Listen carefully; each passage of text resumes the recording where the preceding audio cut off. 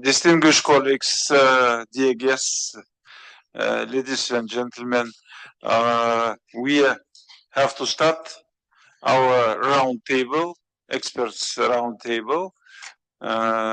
This new initiative, we are doing it for the first time as a part of the program of the Congress of the Leaders of World and Traditional Religions.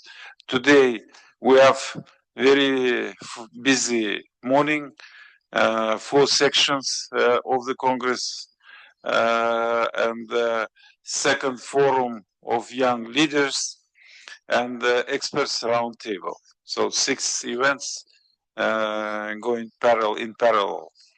And at the end of the day, in the afternoon, it will be a closing session of the Congress of the Leaders of the World and Traditional Religions. So we have to finish at around 1 o'clock. Then it will be lunch. And before going to the lunch, it will be joint photo. For us, we have to keep to the history. This is the first event, very important, I consider. And we have guests from Kazakhstan, very, very strong scientists, very influential and important. Their opinion is very important to the government of Kazakhstan, to the people of Kazakhstan. So and also the guests from foreign countries for us, and I would like to say on behalf of Kazakh participants here, welcome to Kazakhstan, and we wish you happy stay in Kazakhstan, and our organizers trying to do our best in order to make you feeling good in our country, and trying to provide hospitality for you. Today the weather a little bit rainy in the morning, but they promise that the weather will be better the daytime. So, but we were lucky because last week it was every day heavy rain. So that's why this time of the year is very interesting in Astana. Astana is a new capital and new city for us.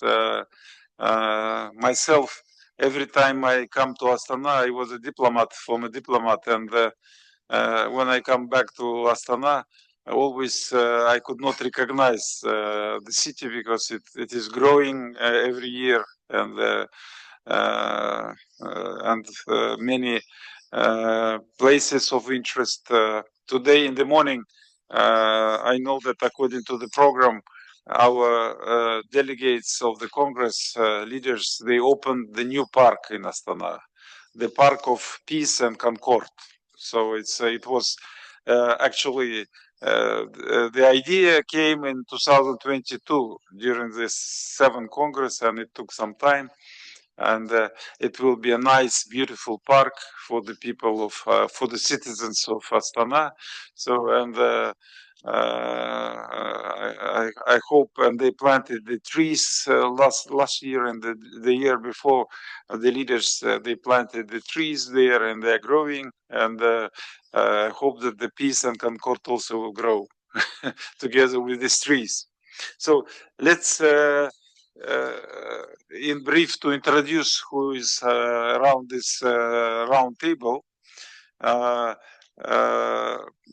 Matthias Bodi, research fellow in freedom of religion of or belief, world Christianity, Muslim-Christian relations, and the intersection of science and religion at the Oxford Center for Religion and Culture, Regent's Park College.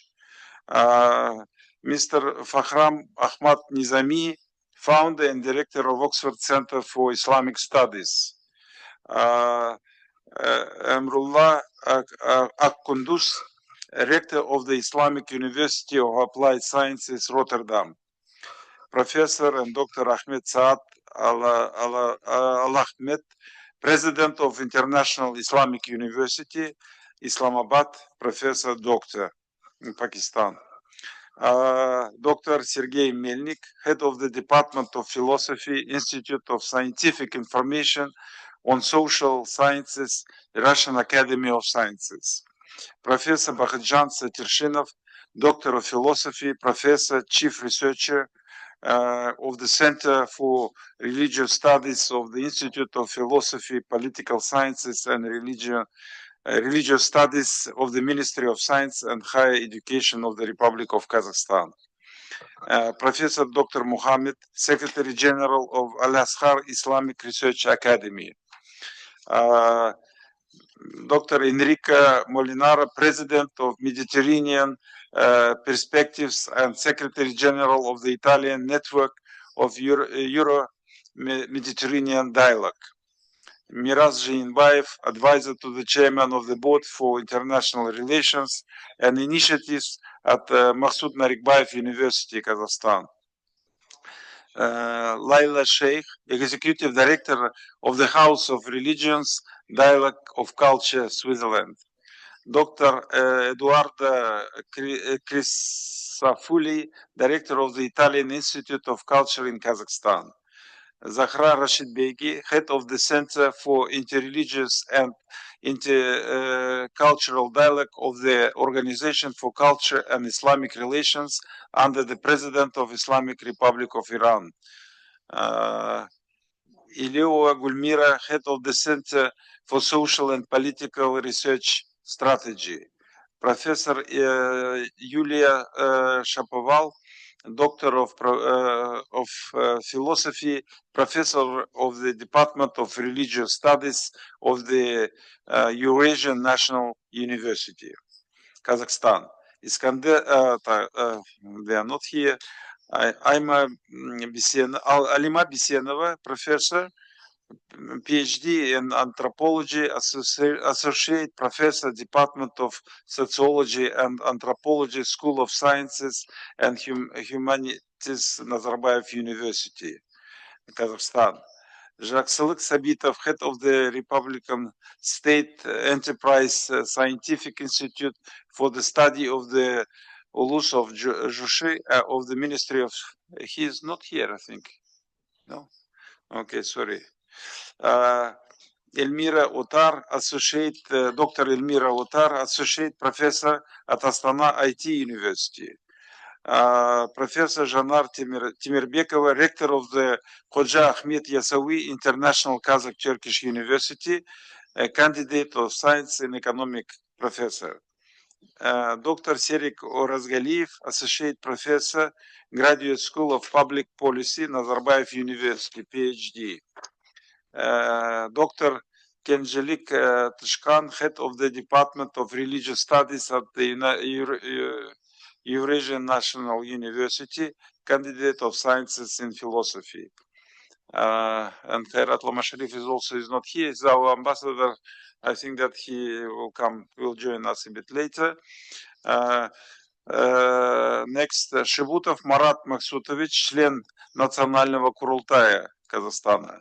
Каратаева Леся Рулановна, доктор наук исторических, замдиректора Европейского центра for People Management. Difficult to translate for me. Полетаев Эдуард Эдуардович, руководитель общественного фонда «Мир Евразии». Вот такие гости у нас сегодня присутствуют. И я хотел бы вначале выступить немножко как бы по нашему круглому столу, и потом мы будем предоставлять спикерам слово для выступления. First of all, it is a great honor to welcome you to this round table. Today we gather to discuss an issue of utmost importance, the role of scientific and expert contribution within the framework of the Congress of Leaders and of World and Traditional Religions. In our increasingly polarized world, the interaction between faith and diplomacy presents both challenges and opportunities. Religious diplomacy, grounded in shared values, has the power to foster dialogue, cooperation, and tolerance among diverse cultures and peoples. Yet to be truly effective, this diplomacy must also draw on facts, evidence, and accumulated human experience. Here, since science and academic expertise can play a vital role, a scientific approach strengthens the credibility of religious initiatives by providing empirical foundations for ethical and practical solutions. This allows dialogue to resonate not only with spiritual leaders, but also with politicians, decision makers, and societies at large, who often seek evidence-based reasoning. Science, after all, reveals universal truths that transcend cultural and religious boundaries, and these truths can help us unite in addressing pressing global challenges: climate change, conflicts, migration, human rights, and many others. As the saying goes, politics without science is blind, and science without politics is useless. Unlike many international interreligious organizations, our Congress has opportunity to bridge the gap by combining scientific knowledge with practical dialogue of religious leaders, by engaging with leading interreligious centers at universities. We can enrich the Congress with the latest academic insights and strengthen its authority in global discussions. The creation of a permanent scientific initiative, whether in the form of roundtable conference or research platform, would enable interdisciplinary study of global problems, bringing together theologists, sociologists, ecologists, and other scholars. Many religious movements are already rethinking their position on issues such as sustainable development, migration, gender, and human rights throughout the tenets of their scriptures, the Quran and Bible, the Torah, and others. By uniting faith with science, the Congress can contribute to a deeper understanding of the role of the religions in solving these social challenges and to advancing the United Nations Sustainable Development Goals. In recent years, the concept of post-secularism has gained traction in academia and politics alike, highlighting the renewed influence of religion on socio-political processes. Concepts such as political religion and civil religion are actively debated, underscoring the need for objective and understanding of religious diplomacy's potential. Ladies and gentlemen, in this context, integrating a scientific approach into religious diplomacy is not only useful, it is essential. Strengthening cooperation with academic centers will help us create a dialogue that respects religious values while remaining firmly grounded in scientific evidence. This synergy will make our efforts in spiritual diplomacy more effective and will contribute to building a more peaceful, just and sustainable world. During our roundtable discussion, we will touch such issues like the role of spiritual diplomacy in international relations, ethical and moral potential of religions in the context of global crisis, religion in a post-secular society, religious values and international law, modern challenges of interreligious interaction, religious diplomacy, actors, platforms, and contexts, successful cases of interreligious interaction. So I thank you for attention, and I look forward to our fruitful discussion. So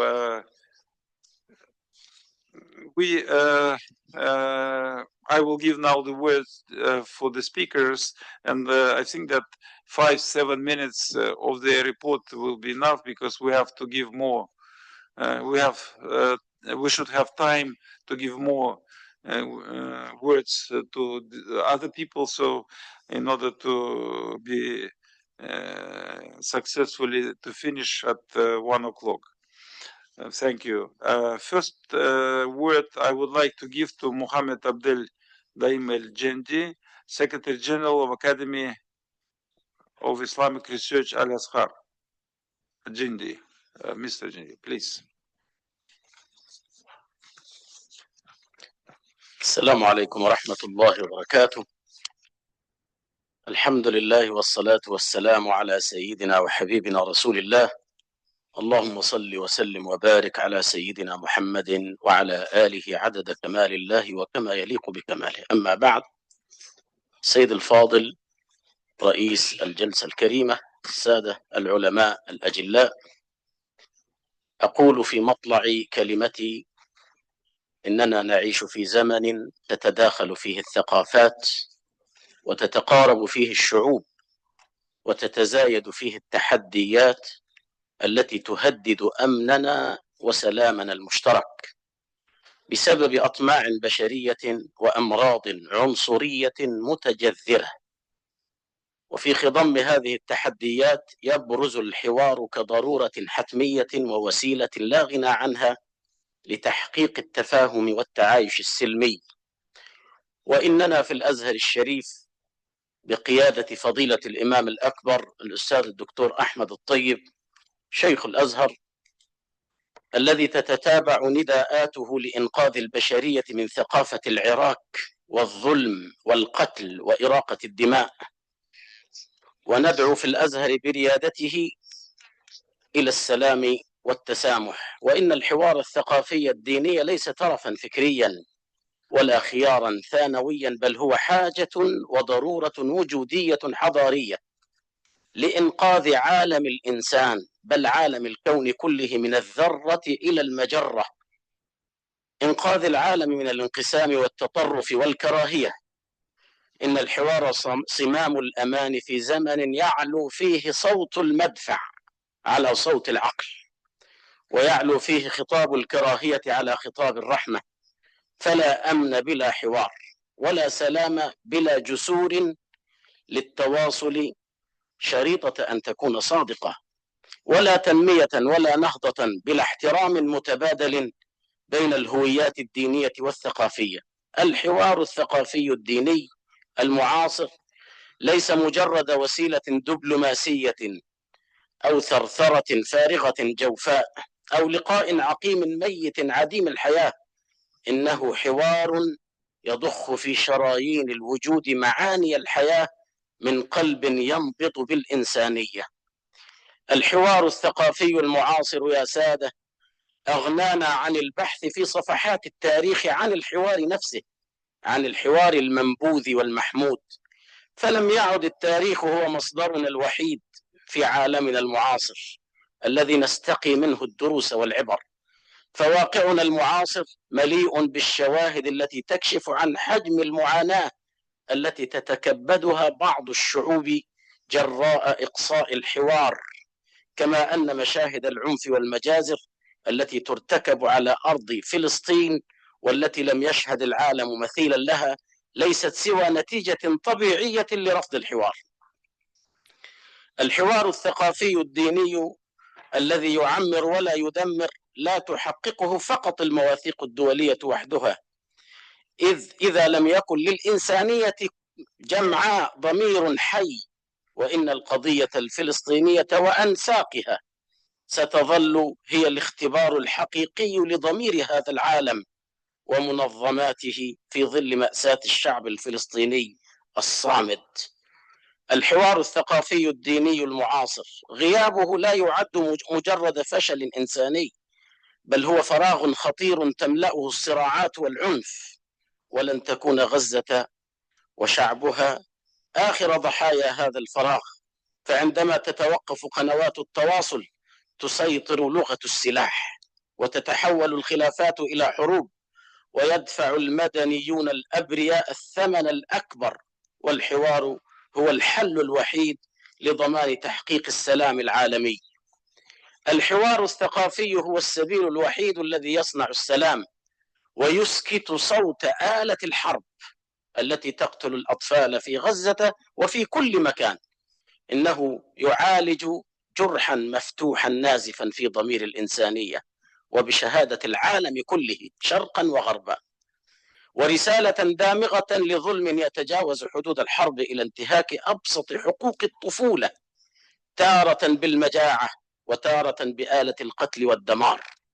وإن الطفولة كما نعلم جميعا هي رمز البراءة الذي إذا سقطت القيم الإنسانية. في غزة لا تختصر المأساة في أرقام الشهداء من الآمنين العزل من النساء والأطفال والشيوخ، بل المأساة الأعمق في أحلام مقطوعة وضحكات انطفأت وأسر فقدت فلذات أكبادها، ومستقبل تسرق ملامحه أمام أعين العالم. إن الحوار الثقافي يقتضي صوتا موحدا من قادة الأديان والمثقفين لإعلان حتى أن قتل الأطفال خط أحمر لا يجوز تجاوزه، وأنه لا بد وأن يعلو صوت الحوار أو صوت لسان الحوار على لسان اللهب والحرب.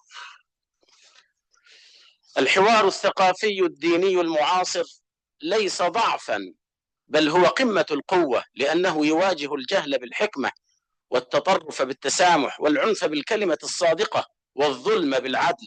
ومن يرفض الحوار يختار طريق الدمار، ومن يختار طريق الدمار يفتح الباب للفتن والصراعات. الحوار الثقافي الديني المعاصر يتوق إليه عالمنا اليوم بنهم شديد. نعم، فعالمنا اليوم يحتاج إلى طاولة حوار واحدة تجمع المختلفين. أيها القادة والعلماء، ليكن العهد الذي نحمله جميعا أن نجعل من الحوار الثقافي الديني طريقا ثابتا نحو إنسانية مشتركة يعيش فيها الإنسان أخا للإنسان، شريكا في هذه الأرض وشاهدا على رسالة التعايش. السادة الحضور، لقد آن الأوان ليعلن العالم كله أن الحوار الثقافي الديني هو الميثاق الجديد للبشرية كلها، ميثاق يحمي كرامة الإنسان ويصون المقدسات ويعيد الثقة بين الشعوب. فليكن حوارنا جدارا ضد التطرف، وسيفا ضد الكراهية، وجسرا نحو مستقبل يبني ولا يهدم، ويعمر ولا يدمر. ويرى الأزهر الشريف أن الحوار الثقافي الديني هو الفرصة السانحة لإعادة تشكيل المشهد الدولي على أساس من الإنصاف الحضاري، فالحضارات تتساند ولا تتصادم، وتستفيد من تنوعها لتبني عالما تصون وتصان فيه الكرامة الإنسانية، وتحمى فيه الأديان من التشويه والاستغلال. إن الأزهر الشريف يذكر هذا الجمع الكريم إن الأزهر الشريف يذكر هذا الجمع الكريم بأن ثقافة السلام في عالمنا ليست خيارا ترفيهيا، بل هو ضرورة، وهي ضرورة وجودية. وتعالوا بنا في منتهى كلمتي أن نعلن بوضوح وصراحة أن من يقتل باسم الدين فقد خان الدين، ومن يقضي وكذلك من يقصي الآخر باسم الهوية فقد عطل رسالة السماء، ومن يصمت أمام خطاب الكراهية فهو شريك في الجريمة. وإن العالم ينتظر من قادة الأديان أن يقفوا صفا واحدا، وأن يعلنوا للإنسانية كلها أن الحوار ضرورة لتحقيق السلام، وأن السلام ليس خيارا سياسيا فقط، بل هو فريضة دينية. وسيكتب التاريخ بأحرف من نور أسماء هؤلاء الأفذاذ الذين وحدوا القلوب وصنعوا أملا جديدا، كما سيكتب بمداد من عار أسماء الذين أشعلوا الفتن وتخلوا عن دورهم في صناعة السلام وصناعة الأمان والسكينة للعالم. ولنعلن معا أن الإنسان أسمى من كل صراع، وأن الرحمة أوسع من كل هوية، وأن العدالة هي الطريق الوحيد للسلام والأمن. أشكركم جميعا على حسن استماعكم، وبارك الله فيكم، والسلام عليكم ورحمة الله وبركاته.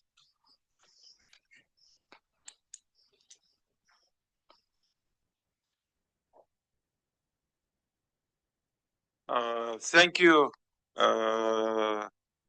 Your Excellency, for your speech. I would like to give the word to Sergei Melnik, head of the Department of Philosophy, Institute for Scientific Information on Social Sciences, Russian Academy of Science. Thank you, dear Bulat Sergazevich, dear colleagues. To begin with, I would like to thank the organizers for the invitation to the Congress of the Leaders of the World and Traditional Religions, and for the opportunity to address this expert roundtable. The main question I would like to answer in my speech is this: what can scholars and experts do to make inter-religious dialogue more effective? To answer this question, we need, I think, to take into account a great variety of forms interreligious dialogue can take. That is to say, it is impossible to speak of interreligious dialogue as a whole. We need to clarify which specific type of dialogue we talk about in each case. As a result of my research work, I have come up with an original classification of the interreligious dialogue types. Having factored in all existing approaches in this area, I have added those of my own. This method helped me to discern the following 4 types of interreligious dialogue: polemical, cognitive, peacemaking, and partnership. Each of these types of dialogue correlates with a specific question that reflects a believer's main motivation for entering into interfaith relations. Underlying polemical dialogue is the question, who is right? Those who engage in this type of dialogue strive to spread the faith and demonstrate advantages, which leads to polemics and disputes on theological issues. Cognitive dialogue is lined up around the question, who are you? It implies acquaintance with another religion, which can find its expression in comparative studies or mutual enrichment as a goal of interfaith contacts. Peacemaking dialogue is defined by the question, how can we live together peacefully? Its focus is on ensuring favorable social climate and greater harmony in interconfessional relations.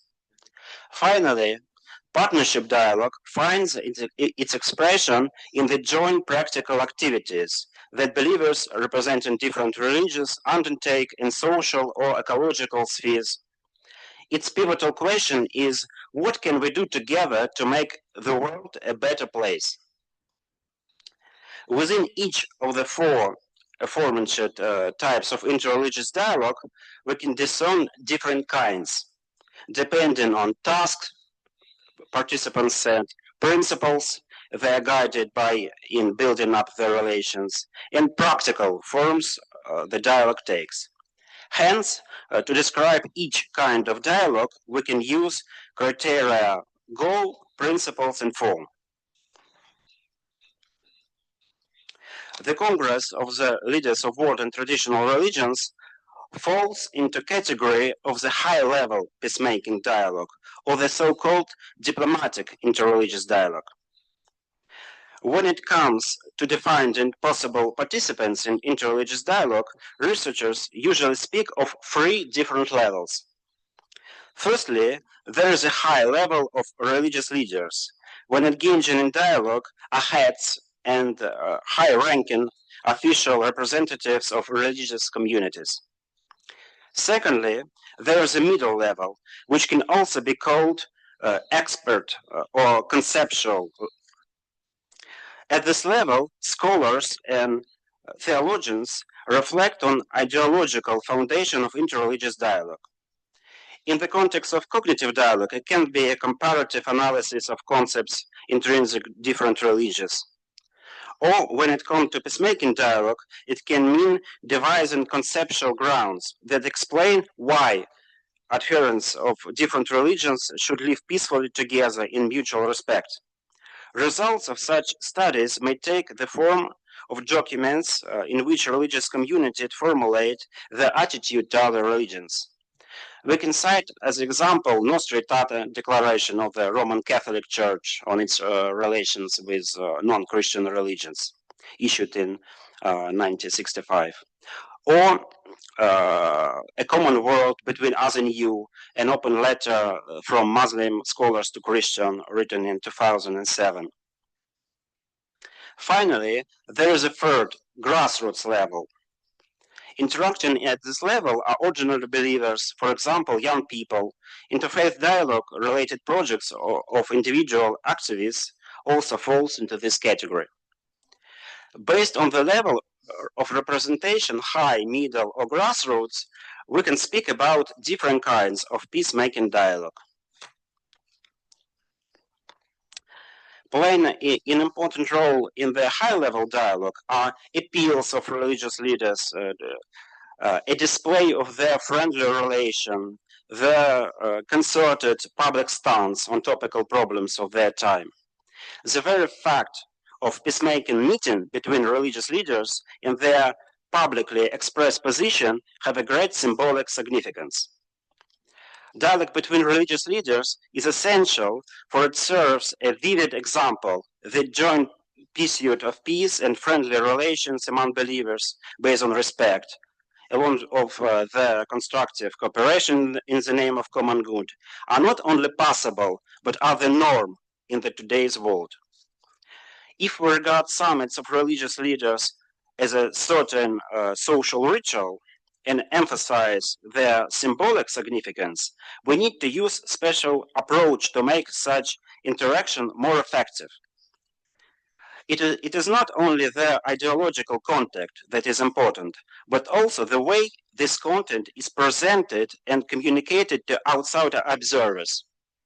In my view, in order to increase the effectiveness, summits of religious leaders can benefit from engaged PR specialists. That is, creative people who'd make sure that a meeting of religious leaders or their joint symbolic act attracts attention, remains in people's memory, leaves a deep impression, and resonates widely. Summing up, I would like to emphasize the importance of demarcating different types of interreligious dialogue and to point out that there are means to improve the effectiveness of each of them. Far from being conflicting or mutually exclusive, different types of interreligious dialogue complement one another and can be beneficial when used together. At the same time, each type has its own niche, specifics, and unique role, which needs to be taken into consideration. Such systematic map or classification of interreligious dialogue types may be useful in optimizing interfaith dialogue and making it more productive. The classification I have devised, along with other existing approach, could play a positive role in this regard. To conclude my speech, I would like to say that the peace is like air. While everything is all right and we have enough air, we take no notice of it, for everything as it should be. However, if we don't have enough air, we immediately realize that we can't live without.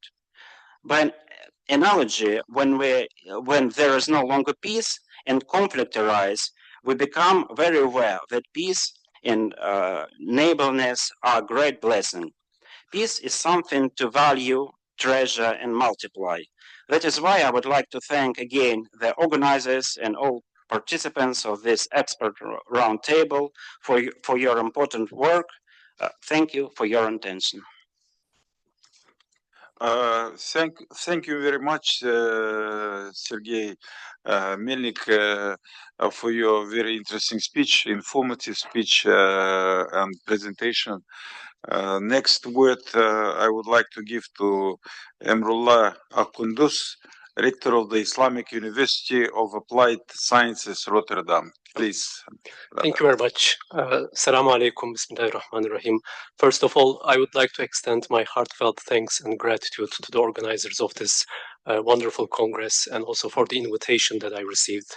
It's an honor to join you here in Astana at this important meeting. As the rector of the Islamic University of Applied Sciences in Rotterdam, I come from a European context where faith today is often seen as private and even invisible. Yet at the same time, in the Dutch society, Muslims, Christians, and people of many worldviews, they live together every day. In such an environment, dialogue is not a theory, but a necessity of life. In Islamic tradition, diversity itself is not a problem to be solved, but a sign to be cherished. The Quran says, and among his signs is the creation of the heavens and the earth, and the diversity of your languages and your colors.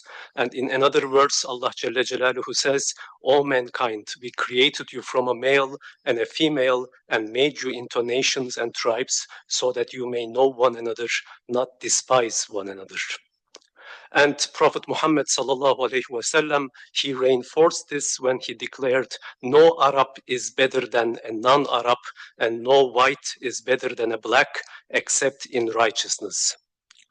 These teachings remind us that difference is not a curse, nor a source of fear. It's a divine invitation to dialogue, to mutual respect, and to cooperation. And as a historian, when I look at the history, it also shows us that interreligious dialogue is not new. It is not something unique to the modern societies. For example, in the Ottoman Empire, churches, synagogues, mosques, they all stood side by side. Sultan Mehmed II, when he conquered Constantinople and other Christian lands, he guaranteed religious freedom and protection of property. Of course, this was not perfection. There is no such a thing as a utopian society in our past. No society ever is perfect, but it was a remarkable early form of what we today might call religious diplomacy. Power was, in this instance, by the Ottomans, exercised not to erase differences, but to manage them, to balance diverse communities in one society. But we also find such examples in Europe. For example, in my own country, the Netherlands, the Union of Utrecht of 1579, which sometimes is also called the birth certificate of the Netherlands, included a clause guaranteeing freedom of religion at a time, by the way, we have to contextualize this, at a time when the European continent was actually drowning in sectarian wars. And just a century later, in the 17th century, Amsterdam opened its doors to persecuted Jews from Spain and Portugal, and to French Huguenots, and even to philosophers like Descartes. And in fact, for this reason, during the 17th century, Amsterdam was sometimes called the Jerusalem of the West. Again, though, I have to underline that these were not perfect situations. In these situations, minorities still faced challenges, but they remind us of something deeper, that dialogue and tolerance are not unique to any one culture or civilization. They are universal values. At different times, both Islamic world and Europe have embodied them, just as at other times they have both fallen short. This means that dialogue is not an imported idea for anyone, but it is part of our shared human heritage. Today in the Netherlands, we try in our own way to continue that tradition of coexistence. At my school, at our university, we train professionals, Muslim professionals, who later on go on to work as imams, chaplains, and counselors in schools, hospitals, and prisons. They meet people of all faiths or people of no faith. For them, dialogue is not optional, it is part of their profession. And every year, we also organize for our students exchange programs with Christian schools. Muslim and Christian students, they come together, they share a meal together, and they share conversations. And these are modest but real examples of interreligious interaction. And here, if I may, I also want to make a small reference to the culture of my host country, the Netherlands. Dutch society is famous or infamous for what it's called the polder model. It is the culture of negotiation, compromise, and shared responsibility. Historically, it came from the fact that the Netherlands, well, as the name also implies, the lowlands, much of the land in the Netherlands, it lies below the sea level. So to keep the water out, in the context where water was the public enemy number one, to keep the water out, everyone, including farmers, slaves, merchants, nobles, they all had to cooperate. Because if one of them refused, the whole village would drown. Now, this culture of concession and consensus has shaped Dutch democracy and Dutch dialogue. And I can say that as a Muslim rector in that context, that dialogue is not a one-way street. Of course, I contribute from my own tradition and from my own culture, but I also learned from my Dutch neighbors. I learned, for example, that sometimes compromise is not weakness, but survival. Sometimes dialogue is not just a lofty theory to romanticize about, but it is as concrete as keeping the sea at bay. At the same time, of course, living as a minority gives me another insight. Most of the prejudice that I encounter in the Netherlands as a minority, as a Muslim, in my everyday life is actually not rooted in hatred, though some politicians, they try to inflame it, but it is instead often rooted in simple ignorance. People do not like what they do not know. They fear what is unfamiliar. That is why education, in my opinion, is so crucial. When people meet, when they study together, when they exchange ideas, prejudices melt away. dialogue in the classroom, in the workplace, in society. That is the antidote to fear. And this is also why I believe that our modest institution in Rotterdam has such an important, unique position. For me, this is not only a professional duty, but also a personal journey. As a Muslim living in Europe, I have experienced both the sting of prejudice, but also the joy of genuine friendship across faiths. I have seen how a simple conversation over tea can break down walls of misunderstanding more effectively than any policy paper. These small encounters, even though we overlook them so easily, remind me that dialogue is not an abstract concept, but a lived reality that begins with human dignity. Yet, of course, we also face some serious challenges. Too often, Islam is associated with violence, even though ironically, the very word Islam is rooted in salam, which is peace. In Quran, Allah Jalla Jalaluhu says there is no compulsion in religion and commands justice towards those of other faiths. It says, Bismillahirrahmanirrahim, God does not forbid you from being kind and just toward those who do not fight you because of religion, nor drive you out of your homes. Violence in the name of religion, any religion, is not the teaching of faith, but the very betrayal of it. The task for all of us, as the experts, then is not only to defend our own traditions, but to ensure that religion is not misused for purposes of division. At the same time, secular societies, unfortunately, sometimes misunderstand religion as a threat. But religion does not have to be a rival to the secular society. They can be partners. The task of interreligious dialogue today, from a European perspective, is to ensure that the voice of religion, alongside other voices in the civil society, contributes not to conflict, but to solidarity and reconciliation. So allow me to conclude with 3 simple points. Difference, first of all, is a gift. It is not a threat. It's a sign of God and the starting point of dialogue. If we were all the same, what would be the point of dialogue? And second, history gives us examples from Ottoman pluralism to Union of Utrecht to Amsterdam being a refuge. We see that dialogue is possible when survival and justice are at stake. And our task today is mutual. As the last point, Muslims, Jews, Christians, believers, non-believers, East, West, North, South. We all have something to give, but we also need to have the humility to accept that we all have something to learn. And if there is one instrument that can make this possible, it is education. Prejudice grows where knowledge is absent, but understanding grows when people learn together. That is why schools, universities, and exchanges, student exchanges, academician exchanges, they matter so much. They are not only places of learning, but also they are places, locations of encounter. If we can root our dialogue in justice, then religion will not be an obstacle, but a source of hope for humanity. Thank you very much. Assalamu alaikum. Peace be upon you all. Thank you very much, my brother. I fully agree with you that very important issues you raised, and as we all know that this Quran, Bible, Torah contains only the humanism, all these human values we share. So that's why nothing to do with all other things which are happening. So that's why I think that it's very important, and education also is very important. This is especially in this digital era, because this very important. The spirituality is very important, and the religion is could bring these things. We have to be different. Humans should be different from this artificial things, because and the differences in наша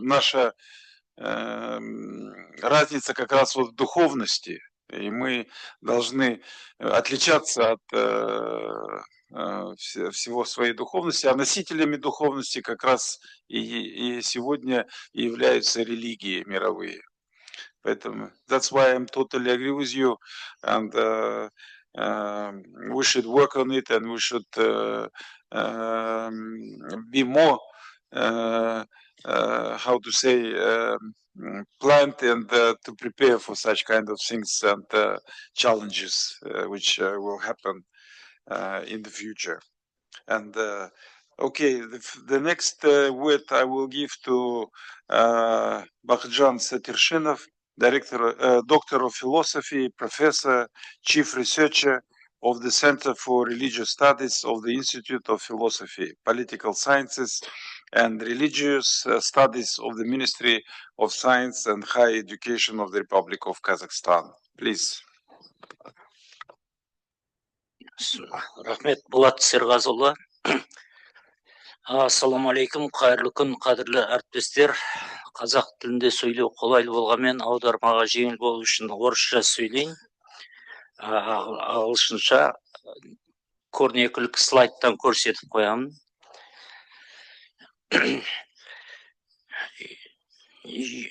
Перевести, чтобы легко было. Еще раз добрый день, дорогие коллеги, уважаемые дамы и господа. Для меня большая честь выступить на этом важном уникальном форуме. Выражаю благодарность за приглашение, за возможность выступить и организацию столь масштабного мероприятия.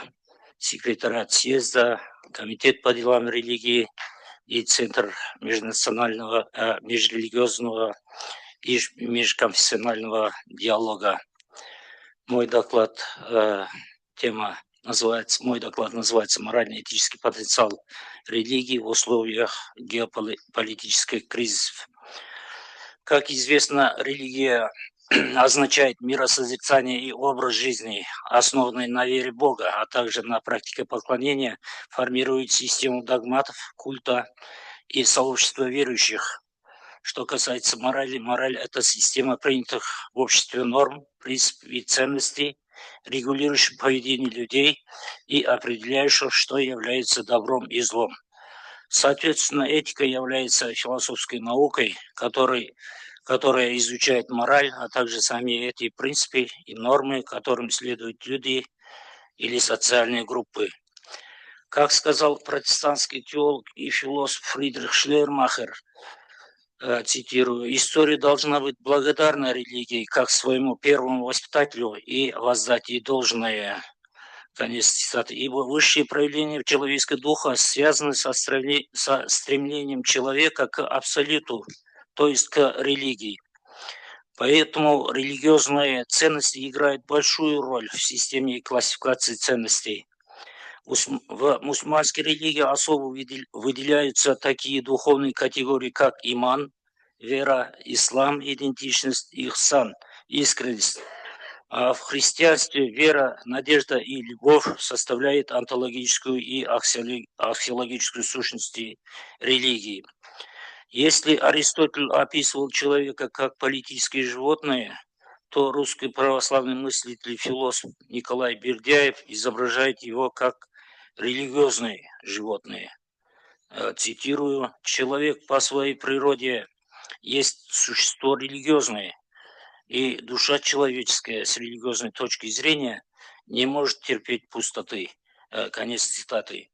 Нравственные ценности любого общества невозможно представить без религии. Религия, как особая форма мировоззрения, продолжает духовную эволюцию всего человечества.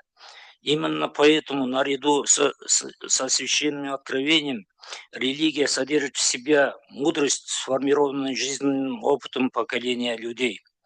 В условиях переоценки ценностей или конфликта ценностей в мире растет тяга к религии, и это позволяет человеку приобщиться к духовному опыту, накопленному в истории мировых религий, и, познавая религиозные ценности, дает потенциальные возможности для всестороннего развития личности, опираясь на общечеловеческие идеалы и ценности.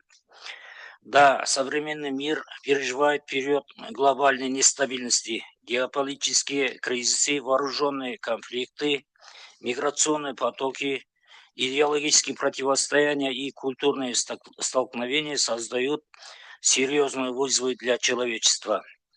В условиях, когда традиционные политические и экономические механизмы регулирования часто оказываются недостаточными, возрастает значение духовных и нравственных ориентиров. Одним из важнейших источников таких ценностей является религия. Религия, существующая тысячелетиями, выполняла функцию нравственного компаса для общества. В кризисные периоды она способна не только объединять людей, но и формировать моральные принципы, необходимые для мирного сосуществования. Поэтому вопрос о морально-этическом потенциале религии в условиях геополитических кризисов представляется особенно актуальным.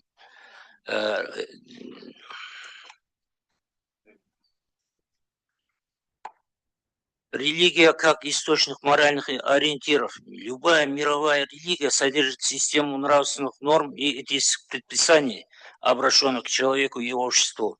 Христианство проповедует заповеди любви к ближнему и запрет на убийство.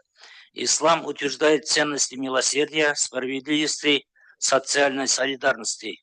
В буддизме и индуизме центральное место занимает принцип ахимсы, то есть ненасилие по отношению ко всем живым существам.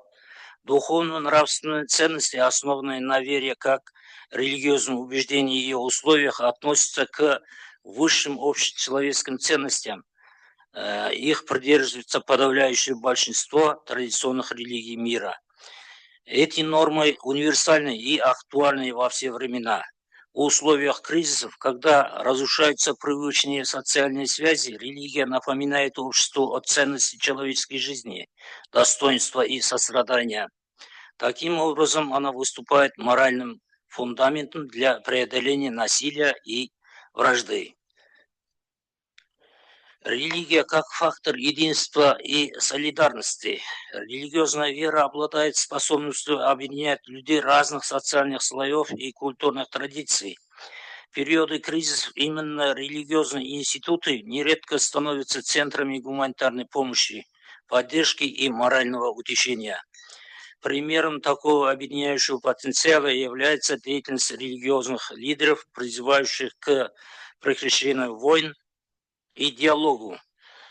Вот яркий пример: наш съезд лидеров мировых и традиционных религий в Казахстане на регулярной основе проводится, стала уже уникальной площадкой для обсуждения глобальных проблем. Этот форум демонстрирует, что религия способна выступить посредником между цивилизациями и способствовать укреплению мира. Таким образом, религия в кризисных ситуациях выполняет роль социального цемента, объединяющего людей на основе нравственных ценностей и общей духовности. Также существуют ограничения и вызовы. Морально-этический потенциал религии не всегда реализуется в полной мере. На практике нередко возникает обратная ситуация, когда религиозные идеи становятся инструментом политических манипуляций. Существует опасность религиозного фанатизма и радикализма, ведущего к расколу общества и насилию. Террористические организации, прикрывающиеся религией, используют ее для оправдания агрессии. В реальности же такие действия противоречат подлинным духовным ценностям. Кроме того, политизация религии ведет к утрате ее универсального морального характера. Если религиозные идеи начинают служить интересам отдельных государств и элит, они теряют доверие общества. Какие существуют пути реализации морально-этического потенциала? Чтобы религия выполняла свою миротворческую миссию, необходимы целенаправленные усилия в следующих направлениях. Первый, развитие межрелигиозного диалога. Контакты между представителями различных вероисповеданий позволяют снизить уровень конфликтности и укрепить взаимопонимание. Второе. Использование авторитета религиозных лидеров. Их слово способно оказывать влияние на широкие массы, формируя культуру мира и ненасилия. Третье. Просветительская работа и образование. Распространение знаний о гуманистических ценностях религии помогает бороться с радикальными интерпретациями. Четвертое. Практическая помощь в кризисах. Религиозные организации могут оказывать гуманитарную поддержку, помогать беженцам, заботиться о жертвах конфликтов. Примеры позитивной роли религии можно найти в деятельности покойного папы римского Франциска, исламских богословов, выступающих против экстремизма, а также буддийских монастырей, помогающих жертвам природных катастроф и войн. В заключение все сказанное можно резюмировать. Религия – мощный морально-этический ресурс человечества. Религия представляет собой мощный источник морально-этических ценностей, необходимых для выживания человечества в условиях геополитических кризисов. Она может быть фактором стабилизации, если используется во благо. Она способна укреплять солидарность, напоминать о ценности человеческой жизни, формировать культуру мира и ненасилия. Важно, чтобы религия выполняла свою миссию – формировать человека с гуманистическими ценностями. Однако для того, чтобы этот потенциал реализовался, религия должна быть свободна от политизации и фанатизма. Только тогда она сможет выполнять свою истинную миссию, способствовать духовному возрождению, взаимопониманию и гармонии в обществе. Таким образом, в условиях кризисов религия может и должна быть не фактором разделения, а источником объединения и надежды для человечества. Әлемде бейбітшілік пен адамдар арасында рухани келісім орнасын деген тілегімізді, ниетіміз бен амалымызды жаратушы Алла қабыл етсін. Назар қойып тыңдағандарыңызға рахмет. Көп рахмет сізге, Баке. The next word I would like to give to Matthias Bodi, research fellow in freedom of religion or belief world, Christianity, Muslim-Christian relations, and the intersection of science and religion at the Oxford Center for Religion and Culture, Regent's Park College. And I would like to ask the speakers to keep in time for speech, because we still need, there are still other people to want to speak. Thank you very much. Good afternoon, everyone. Thank you for the invitation. It's an honor to be here. In the contemporary United Kingdom, a remarkable range of religious and non-religious belief organizations embody, express, and advocate for diverse and at times surprisingly overlapping conceptions of human meaning and purpose. Yet the organizations that give voice to these conceptions sometimes find their own voices constrained. They face challenges in exercising their freedoms despite the robust legal protections afforded to them. Over the course of a year and a half, I had the privilege of engaging with the representatives of such bodies who generously gave me the opportunity to learn about their communities, listen to their experiences, and understand the obstacles they have encountered, both past and present. The central research questions guiding the study were as follows. What challenges do religious and non-religious belief organizations in the UK face concerning Article 18 of the Universal Declaration of Human Rights? Second, how do they address these challenges? To conduct the research, I adopted grounded theory methodology, an approach designed to generate theory from empirical data. In total, I conducted interviews with representatives of 21 religious and non-religious belief organizations, including the Church of England, the Humanists UK, the Church of Scientology, and the Muslim Council of Britain. To enhance the theory's explanatory power, I also conducted interviews with leaders of 9 public engagement organizations, including the Christian Legal Center and the National Secular Society. One of the key concepts identified during the course of data analysis is the status quo, In the context of this study, the term refers both to the legal arrangements concerning freedom of religion and belief, and to the broader social atmosphere in which these laws are embedded. Accordingly, the status quo comprises two interrelated elements. The legal framework, which defines the rights, duties, and permissible activities of religious and non-religious belief organizations in the UK. And the societal framework, which refers to the cultural norms, shared values, and prevailing public attitudes that influence how religion and belief are perceived. How perceived, discussed, and manifested in everyday life. Even when legal protections formally exist, societal disapproval, misunderstanding, or stigma may restrict how freely those rights are exercised in practice. As illustrated in the figure, these two frameworks are not isolated from one another. Legal measures can legitimize societal norms and alter public behavior, while shifts in public opinion and cultural values may create pressure for legal reforms. At the same time, religious and non-religious belief organizations are not merely passive recipients of these changes. They are often participants in shaping both frameworks. This dynamic interplay ensures that the status quo is not static. It is continuously changing. The second concept central to the theory developed in this study is that of an area of concern. An area of concern refers to a specific issue that religious and non-religious belief organizations perceive as requiring attention, modification, or protection. These issues are shaped by the legal and societal frameworks, which together influence how the matter is regulated and perceived in practice.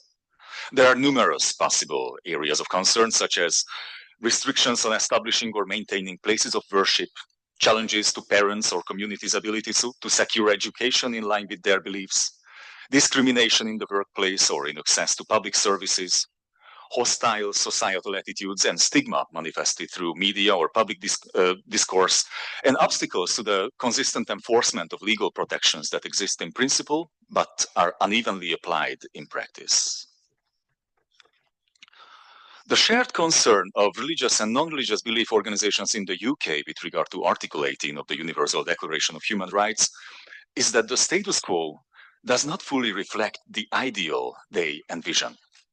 Either the legal framework, the societal framework, or both are perceived as falling short. How do these organizations respond? By seeking to bring existing conditions into alignment with their vision. I refer to this overarching behavioral pattern as realizing the ideal. It is a process that begins when the intensity of concern related to at least one area of concern reaches a certain threshold, the level of which varies from one organization to another. Below this threshold, the organization tolerates the discomfort it experiences. Once this point is reached, however, distinct behavioral patterns are set in motion. Some organizations strive to change aspects of the status quo, others seek to preserve certain elements, and still others focus on ensuring that existing legal protections are properly enforced. These strategies are not mutually exclusive and are often pursued in parallel and through collaboration with other bodies. What constitutes an ideal situation varies across organizations, contributing to the diversity of their approaches. My forthcoming book, Lived Experiences of Religious Freedom, explores these behavioral patterns in greater depth and examines the internal tensions that can arise when individual convictions within an organization diverge from its official stance. A question that arises from this research is whether it's possible to construct a status quo that all religious and non-religious belief organizations would consider ideal. While one Muslim and one Hindu participant believed that their respective faiths provided an adequate framework for such a vision, the others were less hopeful. Malcolm Brown of the Church of England remarked, quote, "I don't think everyone would ever consider something like that ideal, because there are some voices for whom the presence of religion in the public square is an affront. Conversely, there are others who feel that if religion is absent from the public square, it is an affront to their beliefs. These are incompatible positions." Andrew Cobson of Humanist UK echoed this sentiment, quote, "No situation will ever satisfy everyone." Perhaps the real question is not whether it is possible to construct a status quo that all groups would consider ideal, but how a society continues to live with convictions that may never fully align. From this perspective, the challenge is not to eliminate disagreement, but to find ways of living with it, to accept that those who differ from us still deserve a respected place in our common life. The strength of a pluralist society lies not in uniformity, but in its capacity to hold competing convictions in tension with fairness, mutual restraint, and a shared commitment to the dignity of difference. Freedom of religion and belief lies at the core of this vision as a precondition for peaceful coexistence. Thank you. Thank you very much. And next word to Жиенбаев Мирас, advisor to the chairman of the board for international relations and initiatives at Maksat Narikbaev University. Please. Thank you, Ambassador Жиенбаев, dear colleagues, dear friends. It's my pleasure to be with all of you today. And I believe it's time to speak our own, Kazakhstan's religion diplomacy in a world we can consider fractured. In most multi-ethnic democracies, the promise of multiculturalism is being crowded out by political radicalization. Faith communities that once ensured public trust are increasingly mobilized as partisan tribes, turning sacred identity into a proxy battlefield for secular power. That trajectory is neither inevitable nor universal. Kazakhstan offers different script, a state that is constitutionally secular, yet deliberately hospitable to religion, and a foreign policy that uses interfaith dialogue as a real diplomacy rather than pageantry.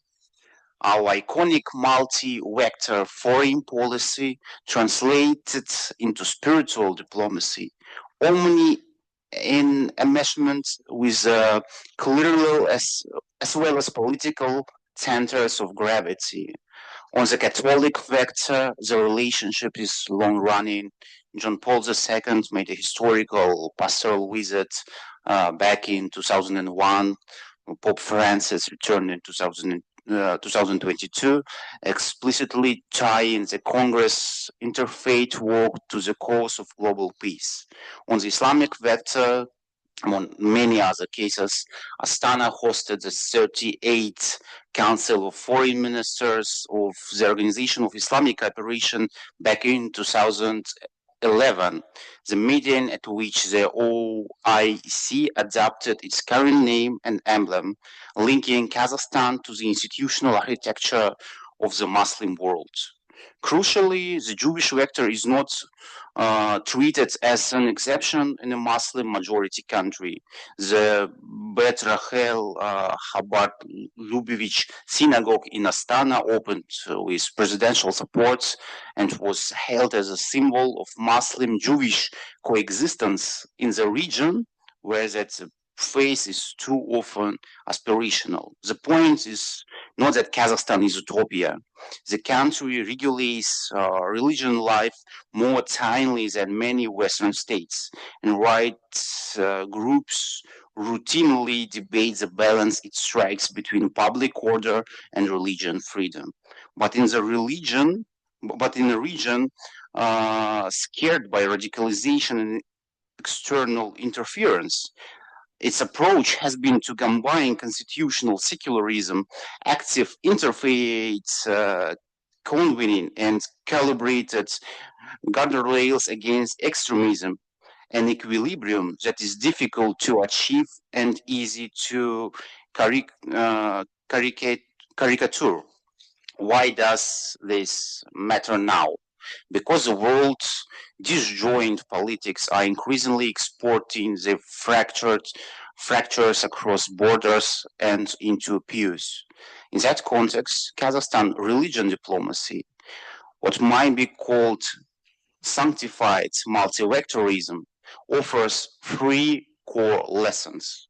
First, treat religion as transnational diplomatic network, not a domestic headache. When Astana invites the Vatican, Al-Azhar, Israel's chief rabbis, Orthodox hierarchs, Buddhists, Taoists, and other under one roof, it actually enlarges the set of global problems that can be discussed without the vetoes that usually paralyze formal geopolitics. Second, keep the home front boring. The Assembly's routine engagement may look unglamorous next to symmetry, but predictable forms are how you resolve grievances before they explode. And third, make continuity the message. The current Congress, the 8 on the line,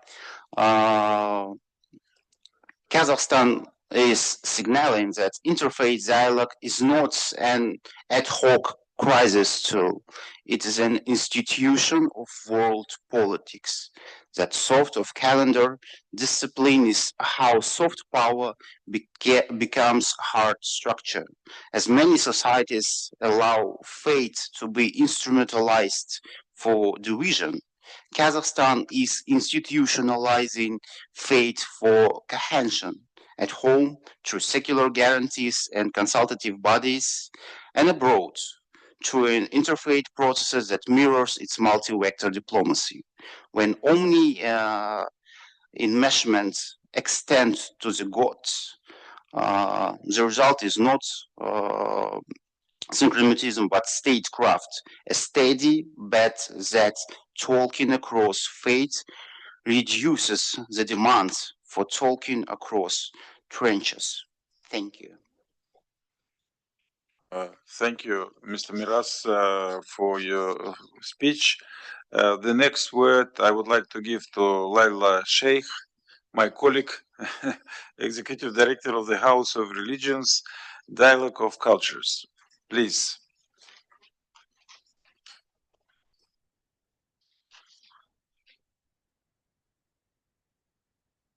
Thank you very much.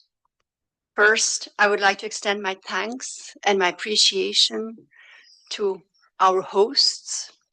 Your unmatched hospitality, generosity, and professionality are really unbelievable. I am very impressed. I am talking to you as a practitioner. So I don't come from the academia. I don't come from research. I used to be a diplomat before I transitioned to spiritual diplomacy, and I would like to give you a brief insight in this institution called House of Religions, Dialogue of Cultures, which is in Bern and has a lot of different aspects.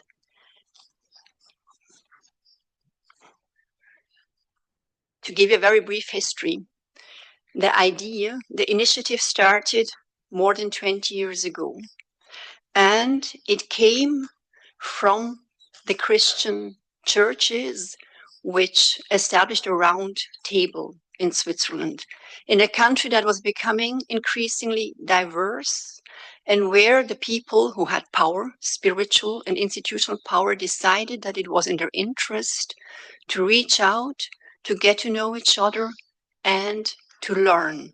Diversity was not seen as a threat, but as an opportunity. Very quickly, these people around this table, from the Jewish community to the Muslim community, enlarged, taking the Hindu community and others around their table. Today, we have a small core team of 14 people, and really also representing roots in 14 nations. What started as a dream, and a lot of people just thought you're utopian and you'll never ever manage, is a living institution which celebrated its 10th anniversary last year. From the round table, two very important aspects came into the consciousness of decision makers.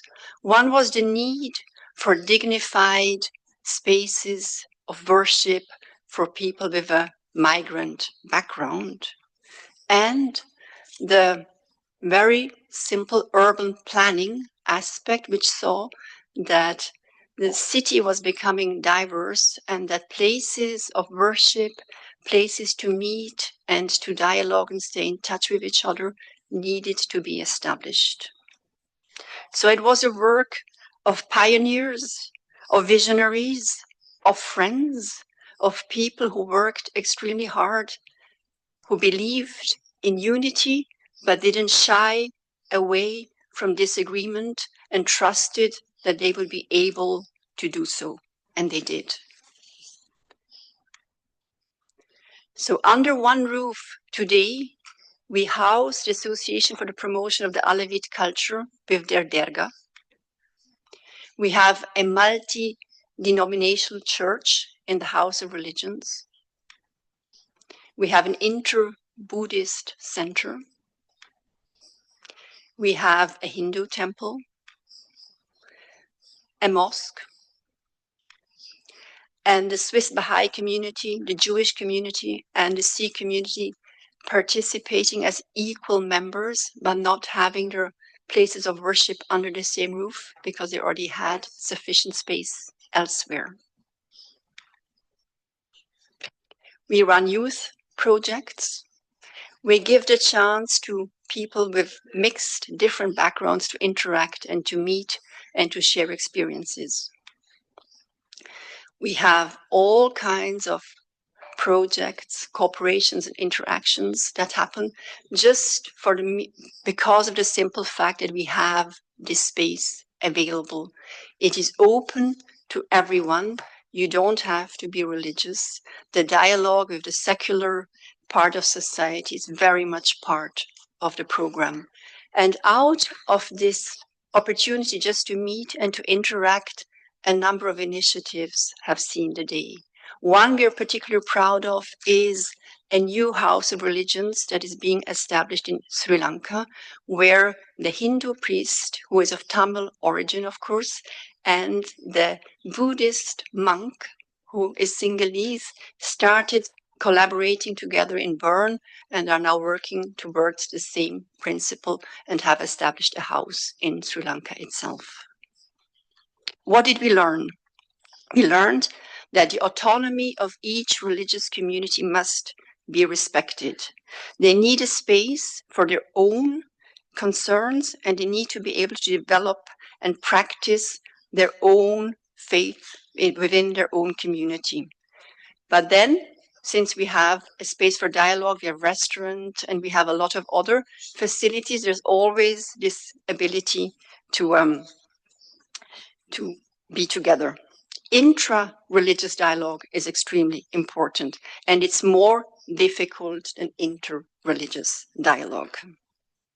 Culture and religion cannot be separated. The doing is more or as important than the talking. You need to have common projects you work on to know each other and to make the cause of the other community your own cause to help out. So this means that, for instance, having a multi-religious cemetery is a big achievement in Bern. So we have a cemetery on the same ground for Muslims, for Hindus, for Buddhists, for all kinds of religions. And who knows Switzerland and who knows how strongly structured everything is, changing the law of a cemetery is quite something. Interreligious spiritual care, language education, cultural education, all of that has space. One very important factor is education. We run hundreds of guided tours a year. What we really prioritize is the direct encounter, making it very easily accessible, low-key, young people from all walks of life meeting, workshops to address questions of discrimination and racism. We train the police, we train security personnel, we train healthcare workers, and we train teachers in the educational sector. We have the restaurant, because what's important is sharing a good meal, having a good time together, and celebrating across faith or other lines is extremely important to make sure that the social fabric can grow, the network and the frameworks grow. Oh, sorry. What do we do? One important thing, and you already talked about a secular framework. How do you frame your issues? How do you make it interesting and relevant for the political sphere to say that what we are doing is important? One more minute. You just show them that diversity, practically lived diversity, is good. It's important for social stability, for social cohesion, and also for the economic sphere. Thank you very much.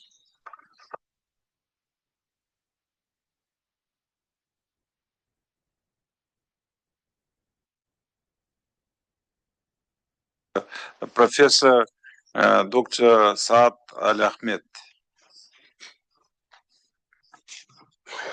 Thank you. بسم الله الرحمن الرحيم. الحمد لله رب العالمين، والصلاة والسلام على نبينا محمد عليه وعلى آله أفضل الصلاة وأتم التسليم. السيد رئيس الجلسة، السيدات والسادة الكرام، السلام عليكم ورحمة الله وبركاته. في البداية أود أن أتقدم بخالص التهاني إلى جمهورية كازاخستان وإلى فخامة رئيسها معالي السيد قاسم جومارتوف توغايف، وإلى معالي السيد مولن شمبايف رئيس مجلس الشيوخ على تنظيمهم المستمر لهذه اللقاءات المهمة المتمثلة في مؤتمر زعماء الأديان العالمية والتقليدية.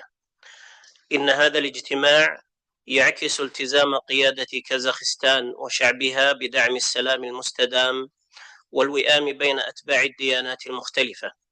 كما أتوجه بجزيل الشكر إلى القائمين على التنظيم على ما لقيناه من حسن استقبال وكرم ضيافة. السيد رئيس الجلسة، السيدات والسادة، يعد الدين أداة مركزية في بناء السلام العالمي لما يمتلكه من قوة قيمية وأخلاقية قادرة على توحيد المجتمعات المنقسمة وفتح آفاق للحوار حول القيم المشتركة والفضائل الكونية. إن القيم الدينية والقيادات الروحية والمؤسسات القائمة على الإيمان تمثل عناصر أساسية في أي استراتيجية تهدف إلى ترسيخ السلم والأمن في العالم، وهو ما يستدعي إدماج البعد الديني ضمن مقاربات حل النزاعات.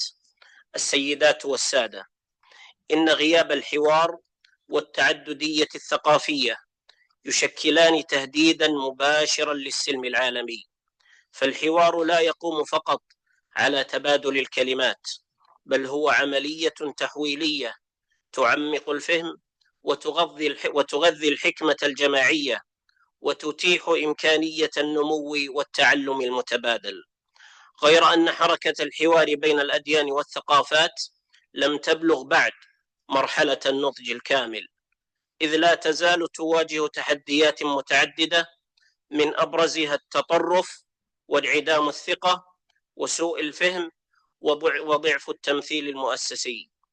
السيدات والسادة، لقد أصبحت الدعوات إلى التفاهم بين الأديان والثقافات من أبرز الظواهر العالمية المعاصرة، ويرجع ذلك بدرجة كبيرة إلى المبادرات التي أطلقتها جمهورية كازاخستان، ولا سيما مؤتمر زعماء الأديان العالمية والتقليدية الذي تأسس في العام 2003.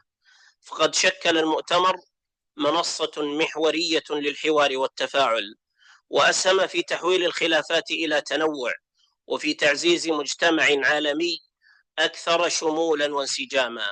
وتمثل هذه المبادرة نموذجا للحوار المستدام والبعيد المدى الذي بدأ يظهر نتائجه الملموسة في تعزيز قيم التسامح والاحترام والإخلاص والتعاون. وفي هذا السياق يبرز الدور الذي يؤديه الإسلام بوصفه دينا يعترف بشرعية الرسالات السابقة ويؤكد على التعايش السلمي مع أتباعها. وقد جسد النبي محمد صلى الله عليه وسلم هذا النهج في معاهداته واتفاقياته مع اليهود والمسيحيين، والتي تمثل دليلا تاريخيا على التزام الإسلام بالتعايش والاحترام المتبادل. كما أن القيادات الدينية في باكستان أسهمت في ترسيخ هذا النهج من خلال صياغة وثيقة رسالة باكستان التي أعدها معهد البحوث الإسلامية بالجامعة الإسلامية العالمية بإسلام أباد، واعتمدت بوصفها السردية الوطنية الرسمية للدولة. وقد نصت الوثيقة بوضوح على رفض الكراهية الطائفية والصراع المسلح وفرض الفكر بالقوة على الآخرين، واعتبار ذلك خروجا عن تعاليم الإسلام ومؤديا إلى الفساد في الأرض. كما أكدت الوثيقة على ضمان حقوق غير المسلمين في حماية حياتهم وأموالهم وكرامتهم ضمن إطار الدستور والقانون. السيدات والسادة، إن الاختلافات بين الأمم والمجتمعات ليست خطرا على السلم، بل تمثل مؤشرات على التنوع الإنساني، وتؤكد الحاجة إلى الحوار القائم على النقد الذاتي والفحص الواعي للأفكار والافتراضات. فالحوار في جوهره وسيلة لتجاوز الانقسامات وإثراء الفهم المتبادل وتعزيز الحكمة المشتركة. وفي ظل التوجه الإنساني المتسارع نحو واقع العالم الواحد، لم تعد العزلة والانقسام ممكنة أو مقبولة، ومن ثم فالحاجة ملحة إلى تأسيس أرضية مشتركة بين أتباع الأديان كافة تقوم على تبادل القيم الروحية والإنسانية والأخلاقية، بما يسهم في نقل المعاني الكونية والروحية والإنسانية والهداية الإلهية، ويعزز السلم ويقوي الانسجام بين الأديان. وشكرا على حسن استماعكم، والسلام عليكم ورحمة الله وبركاته.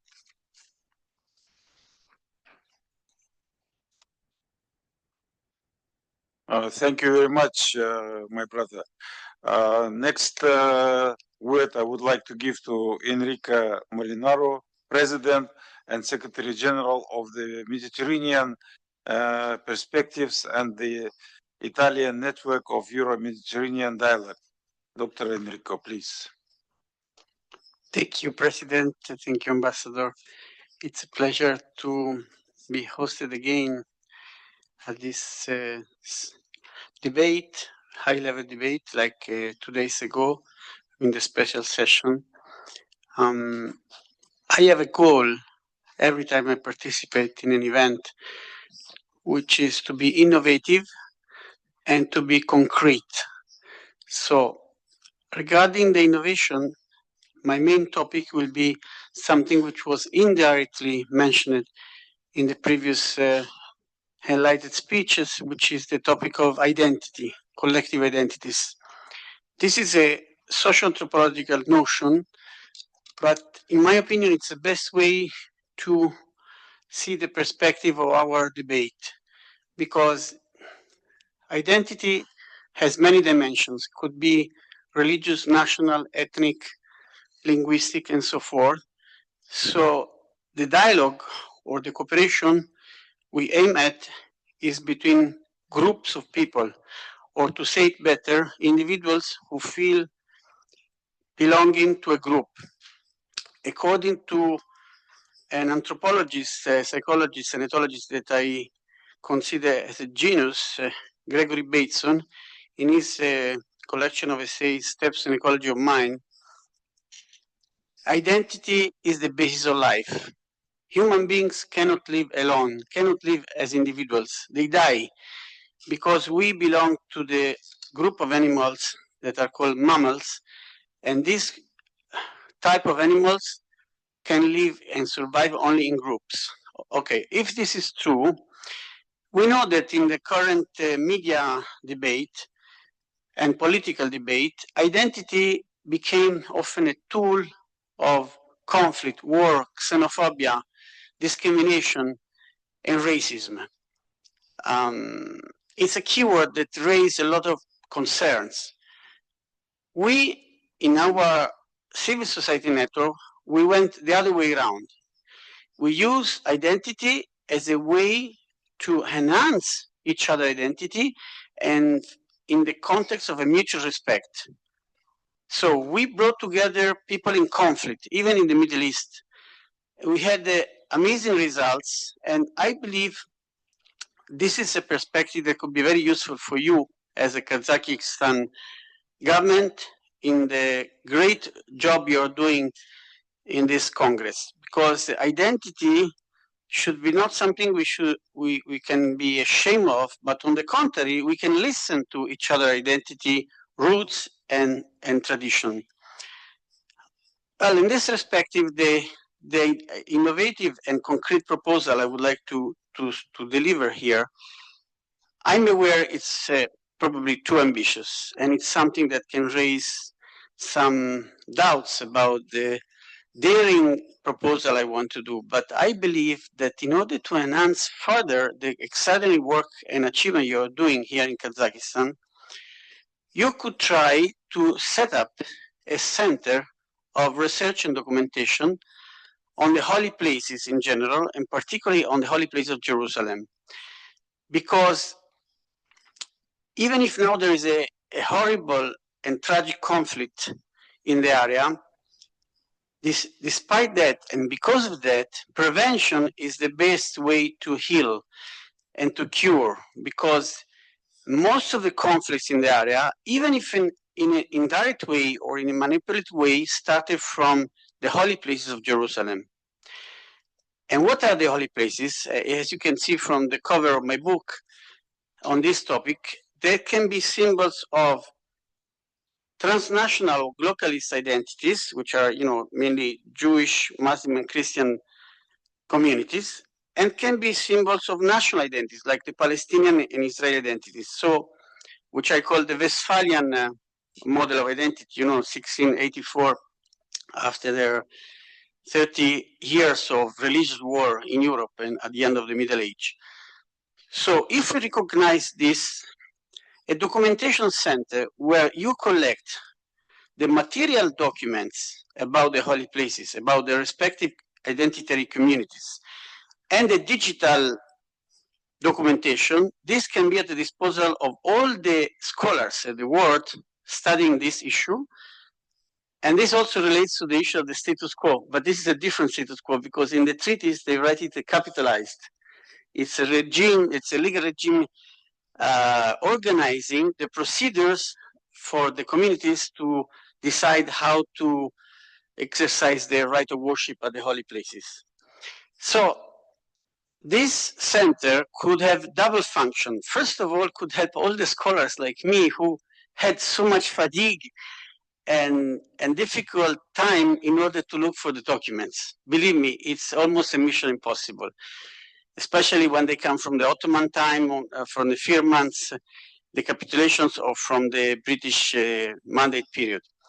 But also, I've been organizing since 2006, 15 interfaith Israeli-Palestinian seminars behind closed doors all over the world, including Washington. So this could be a place where people could meet, especially religious leaders, in order to talk about such a sensitive topic in this preventive approach without the media, because this is a perfect way and perfect location to have a quiet and tolerant and calm debate, to know each other, to understand the needs of each other, even to have a special terminology, because the first achievement we had with this seminars was to set up a glossary of terms about status quo, about sovereignty. So this is a humble, simple, practical proposal. All you need is a room with a computer and a library. Thank you. Thank you very much, Dr. Enrico, for your very good speech. And the next word I would like to give to founder and director of Oxford Center for Islamic Studies, Fakhran Ahmad Nizami. Please. Thank you, Chair. I've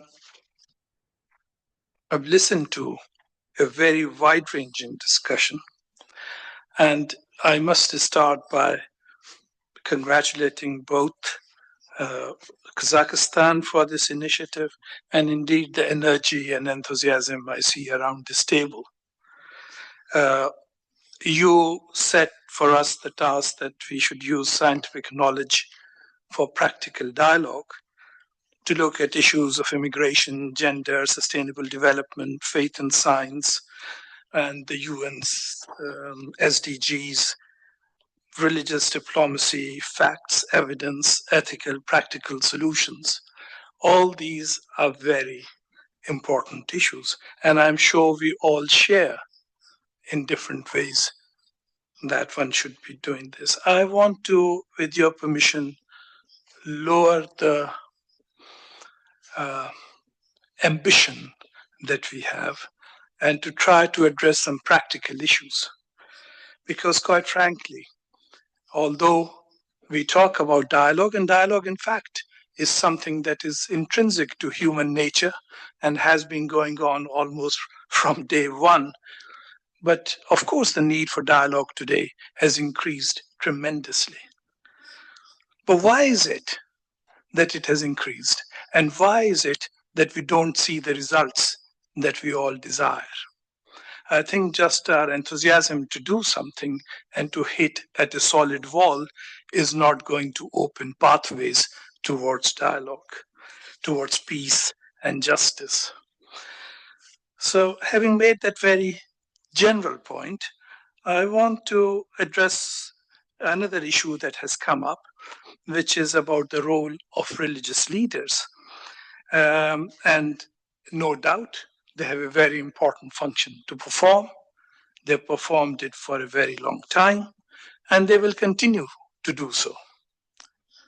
But again, we need to recognize the structures of society in today's world, and why is it that some people have more ability to influence the course of development and others don't. So I think we need the greatest strength of religious leaders, indeed of religion, has been transcendental. It can rise above the immediate realities and divisions and to address something which is the ideal. And how do we reach that? I think if we are not careful about how this well-intentioned effort is directed on the part of religious leaders, there are pitfalls. Religious leaders can also suffer from self-righteousness, which makes them blind to the suffering of others, to the abuse of power, to the manner in which injustice can be legitimized in terms of certain mythical view of what the world should be like. And I think those issues of self-righteousness, of an ability to sit in judgment and decide that we have a God-given right to do certain things, creates many problems in today's world, which can be further entrenched by creating new institutions and new centers to try to provide the basis for that utopia. I think that does not mean that dialogue is not important. It is indeed very important. We have to look at that. But I think we need to also be very careful about the terminology that we use. We say state, we say society. We talk about culture, we talk about religion. Many of these things mean different things to different people, not least identity. I think when we do not have a common vocabulary, there is the danger of creating more divisions. We should not overburden the agenda. We should do small little things, do them well, and then move on to the next stage. We should recognize there are types of dialogues. There is a dialogue within a family. There is a dialogue within a neighborhood. There is a dialogue within society more generally. There's a dialogue between society and the state. There's a dialogue between a believer and a citizen. And all these things have very different meaning and very different implications if it is not handled with care. We should not be oblivious to the legal and social frameworks in which we operate. And I do want to welcome the presentation by the president of the university in Netherlands. I think it is very important that we should realize where we are, what we are doing. Not that everything would be fine if we were just to become local rather to have that big vision. We also need to know who the interlocutors are. I mean, people like me are not really competent to have a dialogue with religious leaders. I think perhaps I might be more useful in an academic setting. Equally, there are politicians who may not be competent to have a dialogue with religious leaders, or for that matter, religious leaders who should not be in dialogue with that. So we need to have an agenda which is not overambitious. We need to have a common vocabulary so that when we say something, the other person understands what it is. We should protect ourselves from the temptation of living in an echo chamber where we really like to hear what we want to say ourselves. I think, and that depends upon the choice of interlocutors. It is meaningless if we just want to hear ourselves. We need to get beyond that temptation to justify our position. I think there is a very fundamental issue in today's world, and that difference is between authority and power. What religion can do is to legitimize power. Authority is an entirely different matter.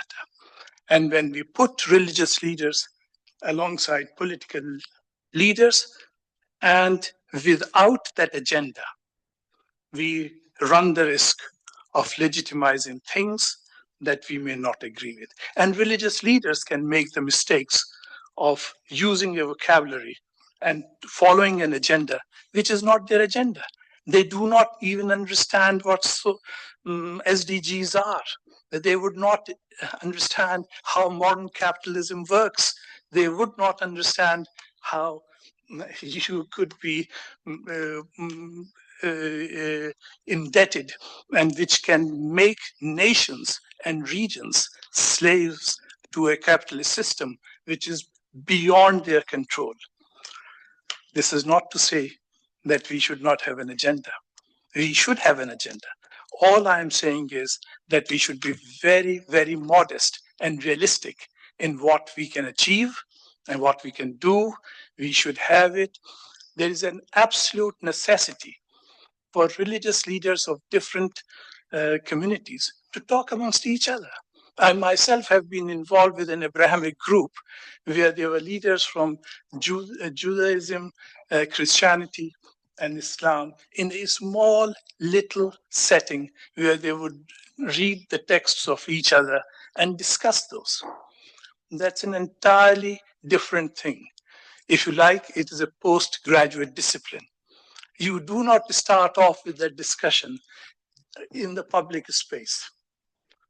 And what is needed in this public space, and I'll stop at that unless you think that I am being negative, it is a dialogue of action. You need to do things together between people about shared common agenda, whether it is climate change, whether it is disease control, whether it is certain education, all those issues that are so important for people, whatever religion they belong to, it is doing those things together. And each one coming to it from their own religious perspective. I think that would be far more effective. Thank you. Thank you, Dr. Farhan. I totally agree with you. The dialogue is very important, but we need to move further. But I would like to mention that we are doing this Congress more than 20 years. And one of the results of the Congress, to my opinion, that we've managed to avoid the confrontation between the religions. We put it in the platform of dialogue. This dialogue is existing already more than 20 years. And people, I mean, the leaders of world and traditional religions, they are coming to Astana, to Kazakhstan, and they could express their opinion, they could hear other opinions and speeches here. So that's why dialogue is very important. Maybe already we have to move to another stage. It's a very sensitive area. And I hope that with your assistance and with your support, we will do it. Now, all the speakers who signed to speak, we completed this list, and I would like just to give a short speech to my colleague Kurbanalieva Ainura. She is a professor from Kazakh National University. Just to summarize a little bit what we discussed today. Thank you very much. Please. Көп рахмет, Болат Серғазыұлы. Құрметті қазақ елінің аса құрметті қонақтары, сіздерді қазақ елінің төрінде, Астана қаласында келгендеріңізге қош келдіңіз деп айтқымыз келеді. Менің сөзім қарапайым болуы мүмкін, бірақ әлемдегі үлкен жеңістер қарапайымдықтан басталады деп ойлаймын. Жаратушының жаратқанына көп нәрсе қажет емес. Бұл материалдық және рухани мәселелер. Материалдық құндылықтар әрине түсінікті, оны әрбір адамзат баласы түсінеді, бірақ бізді біріктіретін ең басты мәселелер әртүрліліктер рухани мәселеге келген кезде келіп тіреледі екен. Бірақ бүгінгі біздің дөңгелек столымыздың басында бізді біріктіріп отырған діннің адамзаттық құндылықтары. Жалпы осы күндері бізді біріктіретін не? Бұл діннің адамзаттық құндылықтары. Солардың маңыздылары білім мен ғылым, зерттеулер, бүгінгі баяндамашылардың сөздерінде біз әрбір елдің осы дінаралық диалог аясында зерттеу нәтижелерімен танысып өттік. Әрбір елдің діни зерттеулері бойынша нәтижелерін бүгін біздің елімізде ортаға салу, еліміз үшін, ғылым саласы үшін үлкен қазына деп білеміз. Сондықтан съез конфессияаралық диалогты жүзеге асырудың шынайы көрініс екендігін көрсетіп отыр. Осы бағытта біз алып қарасақ, негізінен көп мәселелерді тек қана сөз жүзінде ғана емес, іс жүзінде де жүзеге асырудың толықтай мүмкіндігі бар екенін біліп отырмыз. Бізде білім берудің маңыздылығы аса үлкен екендігі туралы көп спикерлер айтып кетті, және көп жағдайда бүгін осы съез барысында біз екінші жас лидерлердің дөңгелек столына да куә болдық. Сол ретте алған кезде біз көп жағдайда жастардан да үйренетін жағдайымыз өте көп секілді. Яғни діни, тілдік және басқа да ерекшеліктер емес, ақыл, білім, ғылым, диалог және бейбіт қатар өмір сүруді ұстанғанда ғана біз әлемнің бірге алатынына көзіміз жеткізіп отыр. Құрметті, қайырлы, қадірменді қонақтар, осы мүмкіндікті пайдалана отырып, менің осы дөңгелек столдың немесе әлемдік және дәстүрлі діндер көшбасшыларының съезінің қорытындысына кішігірім ғана бір ұсыныстарым бар еді, рұқсат етсеңіз, соны айта кетсем. Бірінші, мүмкіндікті пайдалана отырып, әрине сіздердің осы отырған көп халықтың артында өздеріңіздің сенушілеріңіз, зерттеушілеріңіз және шәкірттеріңіз бар екенінде толық сенім мол, және бүгінгі айтылған мәселелердің барлығы кәдімгі күннен шыққан сәуле сияқты бәрінің бойына, жүрегіне таралатынына сенім мол. Сол секілді өз ретінде осы дөңгелек стол басында отырған әрбір спикердің тек қана осы жерде ғана айтылмай, біздің білім алушыларға да сөздеріңіз жеткісе екен деген үмітпен сіздерді Әл-Фараби атындағы Қазақ ұлттық университетінің студенттеріне дәрістеріңізді оқуға шақыратын едім.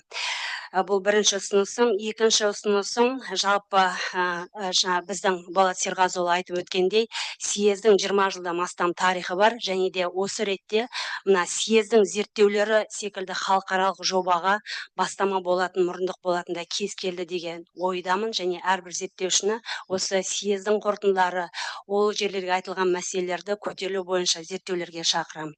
Және үшінші бір ұсынысым, әр елдің өзінің тәжірибесі кез келген жеке-жеке зерттеу болатындай, және осы зерттеу барысында келесі съездердегі платформаларда әрбір жеке елдің жаңа зерттеулеріне арнасақ дегенде ұсынысым бар.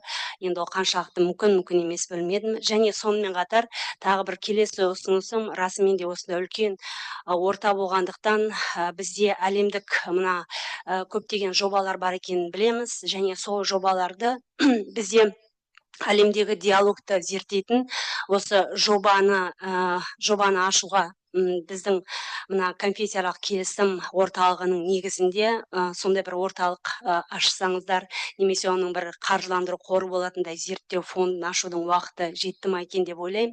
Және егер де біз болашақ зерттеушілер, жас зерттеушілердің бойында дейтін болсақ, осы диалогты зерттеушілерге арналатын осындай бір халықаралық деңгейде жас зерттеушілерге арналған бір стипендиялық қорды да мүмкін осы жаңа форумның шешімімен жасасақ деген ұсынысты білдіргім келеді.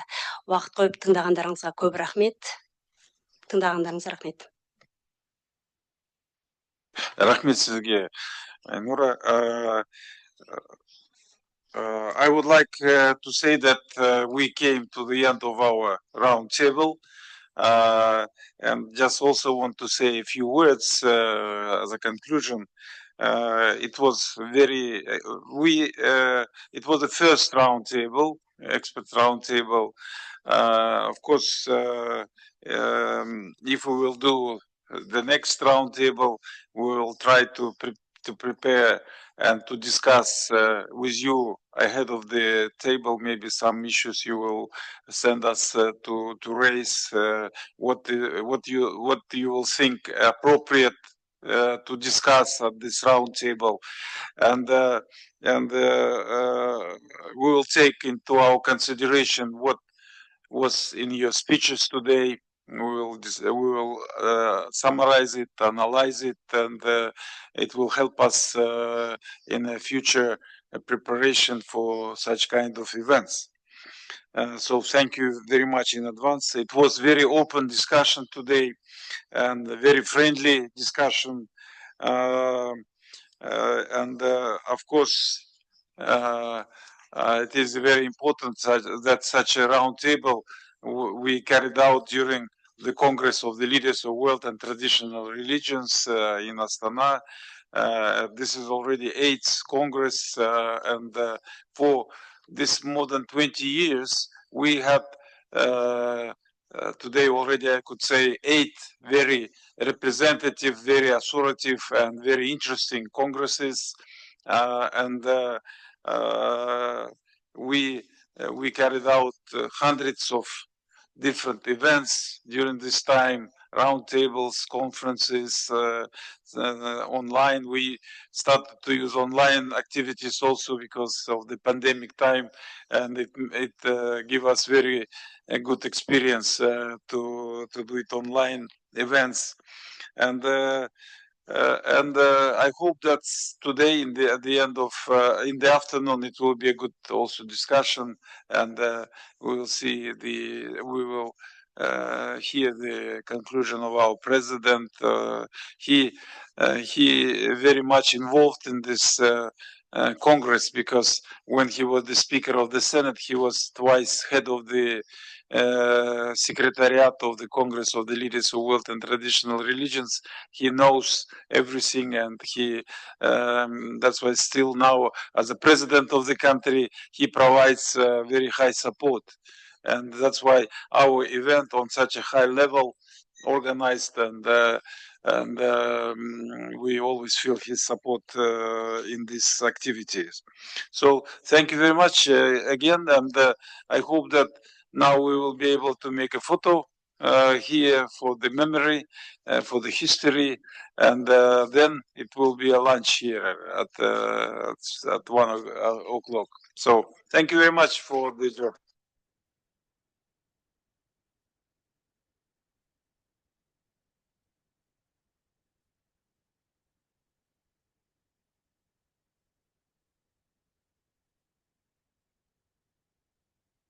I